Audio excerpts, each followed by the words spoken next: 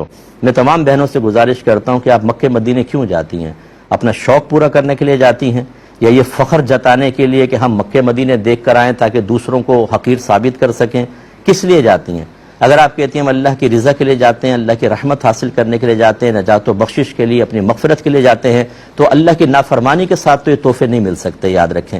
اللہ کے نبی کے فرمان کو حقیر معمولی سمجھ کے پس پشت پھینک دیں، اور قرآن بیان ہو، حدیث بیان ہو، علماء بیان کر رہے ہیں، ان سب کو کہیں ہم کسی کو نہیں مانیں گے، اپنی مرضی کے مطابق عبادت ادا کریں گے، اور اس میں بھی ہزاروں خرابیاں، اور پھر یہ سمجھے کہ اللہ پہ لازم ہے کہ اب ہمیں دوسروں سے بلند مقام عطا فرمائے اور ہماری عبادت کو قبول کر کے ضرور ہمارے گناہوں کی بخشش فرمائے، ہمارے درجات کی بلندی کا سامان کرے۔ یہ وہ خوش فہمیاں ہیں جو شیطان کی اطاعت میں جہنم تک تو لے جا سکتی ہیں، اللہ کی رحمت حاصل نہیں ہو سکتی۔ اس لیے آج کل یہ کہیں سے فتویٰ آ گیا ہے کہ بغیر محرم کے عورت سفر کر سکتی ہے، تو چونکہ فتویٰ آ گیا ہم جا رہے ہیں۔ ارے بھائی، فتویٰ وہ شریعت ان کی نہیں ہے، شریعت ہمارے آقا صلی اللہ علیہ وسلم کی ہے۔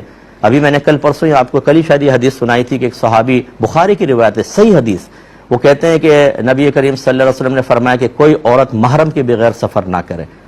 تو وہ کھڑے ہوئے، یا رسول اللہ میرا نام تو جہاد کے اندر آ گیا ہے اور میری بیوی حج پر جا رہی ہے۔ سرکار نے فرمایا تم جہاد ترک کر دو، اپنی بیوی کے ساتھ حج پر جاؤ۔ اتنی شدید سختی، کیونکہ جہاد اس وقت اتنا کوئی زیادہ لازم نہیں ہوگا، کوئی جماعت سرکار بھیج رہے ہوں گے کسی خاص وجہ سے، فرمایا تو جہاد رہنے دو، بیوی کے ساتھ سفر طے کرو۔ اور ہماری یہ بہنیں دلیر ہو چکی ہیں، کس لیے جا رہی ہیں آپ وہاں پہ؟ قدم قدم پہ آپ کو گناہ ملے گا، قدم قدم پر گناہ۔